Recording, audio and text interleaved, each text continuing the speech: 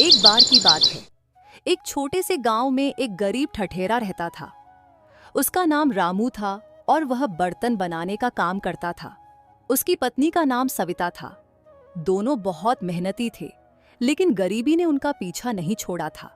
कई बार तो उन्हें बिना खाए ही सोना पड़ता था। एक रात जब दोनों बिना खाना खाए सोने की तैयारी कर रहे थे, सविता ने उदासी भरे स्वर में कहा, कभी कभी मुझे लगता है कि क्या हम जिंदगी भर ऐसे ही गरीबी में जीते रहेंगे? क्या कभी हमारी जिंदगी बदल पाएगी? नहीं भाग्यवान, मैं कुछ करता हूँ। मैं सोच रहा हूँ कि मुझे शहर के पास वाले गांव में जाकर काम करना चाहिए। वहाँ के लोग ज्यादा संपन्न हैं। घर से दूर जरूर रहूंगा, लेकिन शायद वहाँ कुछ अच्छा कमा सकूं। अगले ही दिन रामू अपने छोटे से गठरी में कुछ जरूरी सामान लेकर पास के गांव की ओर चल पड़ा।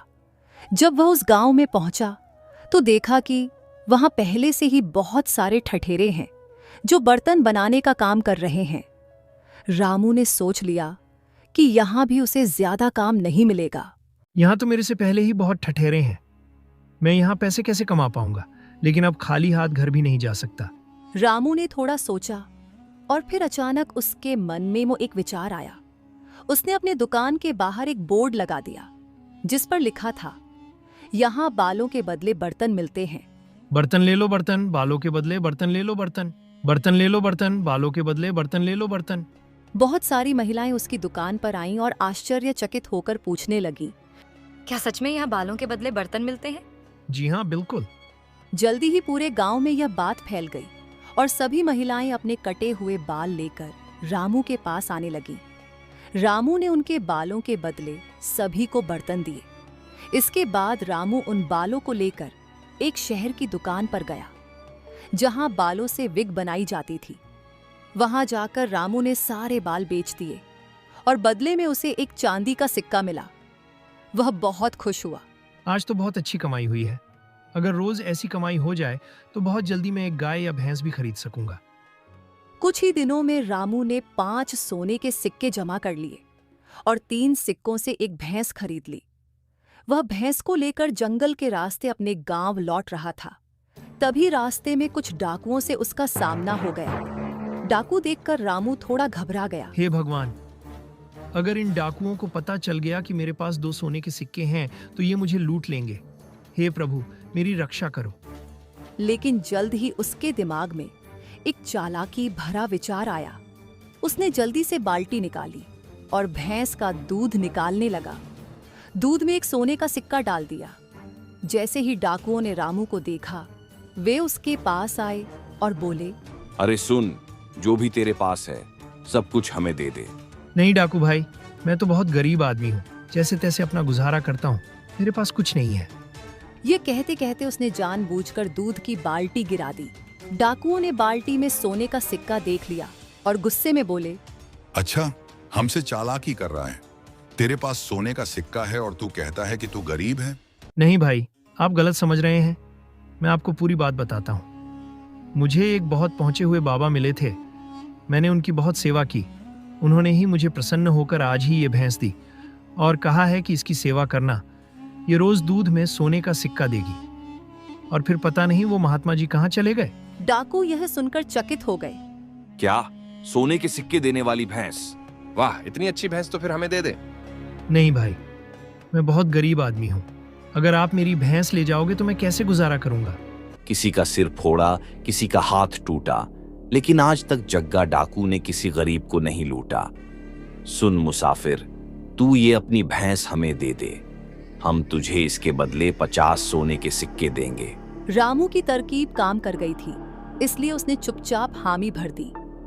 डाकुओं ने उसे 50 सोने के सिक्के दिए और भैंस को लेकर चल दिए।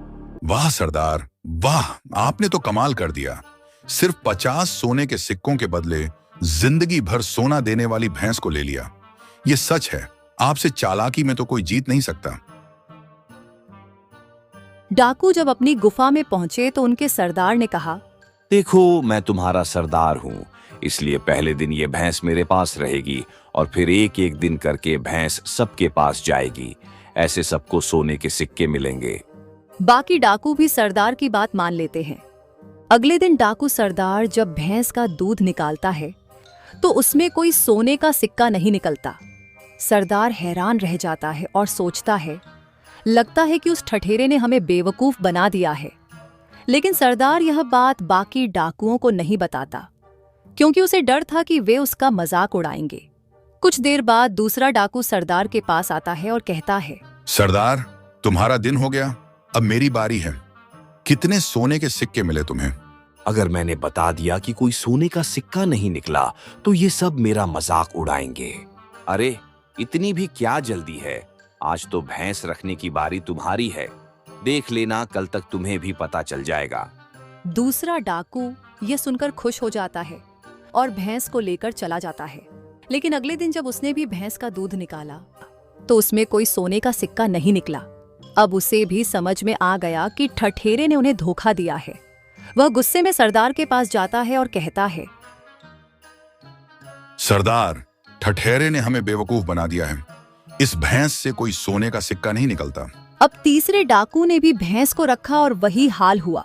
सभी डाकुओं को समझ में आ गया कि रामू ने उन्हें मूर्ख बनाया था। इस ठठेरे की इतनी हिम्मत कि उसने हमें बेवकूफ बनाया, जग्गा डाकू को बेवकूफ बनाया। लगता है जीने से मन भर गया है उसका।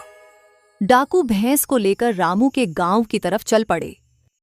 उधर रामू ने अपने 50 सोने के सिक्कों से गांव में एक सब्जी की दुकान खोल ली थी कि तभी डाकू उसे ढूंढते हुए गांव आ गए।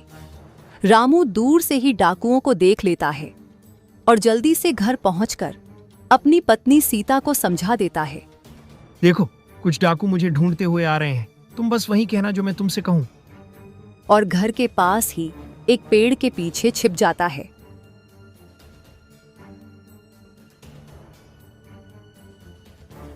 ठठेरा कहाँ है? वह दुकान पर गए हैं। मैं अभी अपनी चिड़िया को भेजती हूँ, वह उन्हें बुला लाएगी। तब तक आप लोग बैठकर आराम करिए। जाओ मेरी प्यारी चिड़िया, अपने मालिक को बुला लाओ। ये सुनकर डाकू हैरान हो गए। उनमें से एक ने आश्चर्य से पूछा, क्या सच में यह चिड़िया अपने मालिक को बुला लाएगी? हाँ, यह बहुत समझदार चिड़िया है। जब भी मेरे पति बाहर जाते हैं और मुझे उनसे कुछ कहना होता है तो मैं इस चिड़िया को भेज देती हूँ। ये तुरंत जाकर उन्हें सब कुछ बता देती है। डाकू सोचने लगे कि यह चमत्कारी चिड़िया कितनी खास होगी। तभी रामू पेड़ के पीछे से निकलकर वहां आ गया और हंसते हुए बोला, अरे डाकू भाइयों, आप यहाँ आए हो। चिड़िया ने मुझे बताया कि कुछ लोग मुझसे मिलने आए हैं। ठठेरे, तूने हमें बेवकूफ बनाया। तूने हमें जो भैंस दी थी उसने एक भी सोने का सिक्का नहीं दिया। अरे भाई, मैंने तो वही कहा था जो उस महात्मा ने मुझे बताया था। उन्होंने कहा था कि भैंस की खूब सेवा और प्यार करना, तभी वह सोने का सिक्का देगी। क्या तुमने भैंस की सेवा की? अरे हाँ, हमने तो बस सोने के सिक्के के चक्कर में इसका दूध निकाला, लेकिन इसकी कोई सेवा नहीं की। सरदार ने ठठेरे की बात मानी और कहा, ठीक है, ये भैंस तो तुम ही रखो और तुम ही इसकी सेवा करो, लेकिन हमें तुम्हारी चिड़िया चाहिए। नहीं मालिक, ये चिड़िया हमारे परिवार का हिस्सा है, इसे मैं नहीं दे सकता। अगर तुम हमें यह चिड़िया दे दो तो हम तुम्हें इसके बदले 20 सोने के सिक्के और देंगे, और अगर नहीं दी तो इसका अंजाम बहुत बुरा होगा। रामू ने घबराते हुए बिना ज्यादा सोचे हामी भर दी और 20 सोने के सिक्कों के बदले डाकुओं को अपनी चिड़िया दे दी। डाकू चिड़िया लेकर खुशी खुशी वापस अपने अड्डे पर चले गए। डाकुओं का सरदार चिड़िया को पकड़कर अपने घर ले जाता है।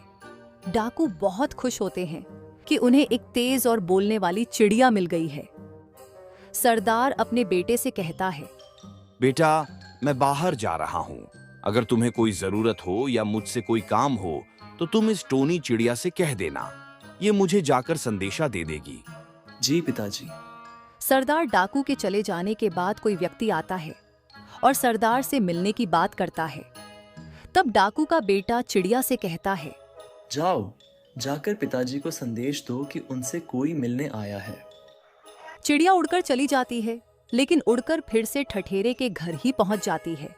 शाम को जब डाकू घर लौटता है तो उसे पता चलता है कि चिड़िया कहीं उड़ गई है। वह तुरंत समझ जाता है कि चिड़िया कहाँ जा सकती है। डाकू फौरन ठठेरे के घर जाता है और देखता है कि चिड़िया वहीं पर थी। तब डाकू गुस्से में पूछता है, ये चिड़िया तुम्हारे पास क्यों आ गई? माफ करना डाकू भाई, हमने इसे अपने परिवार के सदस्य की तरह पाला है। इसका हमसे बहुत गहरा प्यार है। धीरे धीरे ये आपको भी अपना मालिक मान लेगी, लेकिन इसमें थोड़ा समय लगेगा। इस बार ये मेरे पास आ गई, अगली बार नहीं आएगी। डाकू फिर से चिड़िया को लेकर चला जाता है, लेकिन अब जब भी चिड़िया को मौका मिलता है वह उड़कर बार बार ठठेरे के पास आ जाती है। इससे डाकू की समझ में आ जाता है कि ठठेरे ने फिर से उसे बेवकूफ बनाया है। वह गुस्से में आ जाता है। इस ठठेरे को मजा चखाना ही पड़ेगा। इस बार हम इसे ऐसी सजा देंगे जो इसे जिंदगी भर याद रहेगी कि डाकुओं से पंगा लेने का क्या अंजाम होता है। डाकू गुस्से में रामू के घर पहुंच गए। रामू ने एक बार फिर उन्हें बेवकूफ बनाने की कोशिश की, पर इस बार डाकुओं ने उसकी एक भी बात नहीं सुनी। वे उसे पकड़कर एक बोरी में बंद कर लेते हैं और बोरी में भरकर अपने साथ जंगल की ओर चल पड़ते हैं। जंगल के रास्ते में एक डाकू ने थकावट भरी आवाज में कहा, सरदार, बहुत थक गया हूँ। लगता है रामू ने खूब खाया है, तभी तो इतना मोटा हो गया है।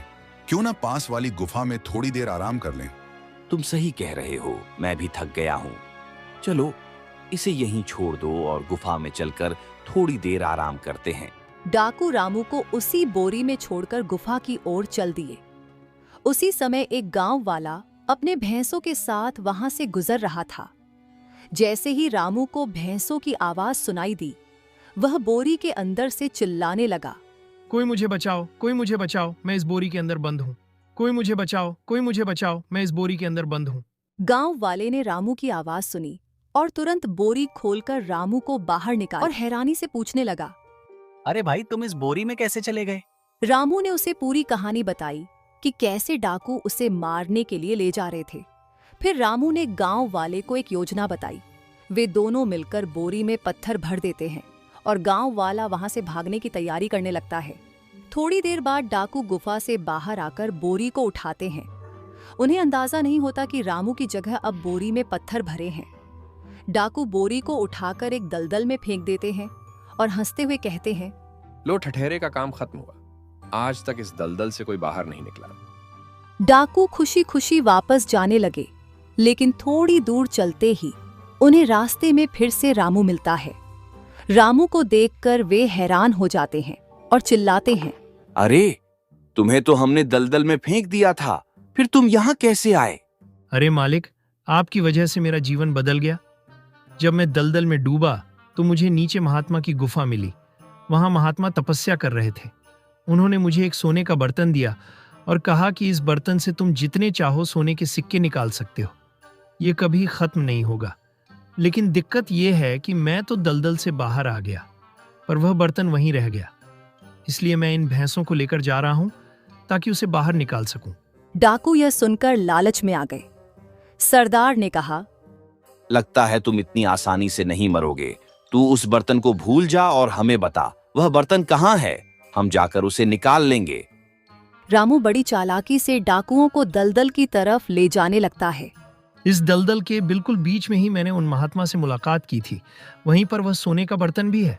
लालच में अंधे सारे डाकू दलदल में कूद पड़े और कुछ ही देर में दलदल में फंस गए। वे जितना बाहर निकलने की कोशिश करते, उतना ही अंदर धंसते चले गए। उसी समय गांव का वही आदमी सिपाहियों को लेकर वहां पहुंच जाता है। सरदार और बाकी सभी डाकू दलदल में फंसे हुए ही थे, इसलिए सिपाहियों ने उन्हें बड़ी आसानी से पकड़ लिया। सिपाहियों का सेनापति रामू के पास आता है और जोर से कहता है, वाह रामू, वाह! तुमने अपनी बुद्धिमानी और चालाकी से इतने खतरनाक डाकुओं को आसानी से पकड़वा दिया। तुम्हारी समझदारी ने न सिर्फ तुम्हारी जान बचाई, बल्कि उन डाकुओं को भी पकड़वाया जो सालों से राज्य में आतंक मचाए हुए थे। ये वही डाकू हैं जिन्होंने राज्य में बहुत सारे लोगों को लूटा था और इनके सिर पर 500 सोने के सिक्कों का इनाम रखा गया था। क्या 500 सिक्के? इससे तो मेरे जीवन भर की गरीबी दूर हो जाएगी।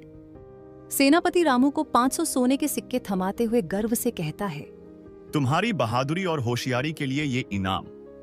रामू, तुमने सच में कमाल कर दिखाया। इस कहानी से हमें यह सीख मिलती है कि चाहे कितनी भी विपरीत परिस्थितियां क्यों न हो, हमें घबराने की बजाय समझदारी और धैर्य से काम लेना चाहिए।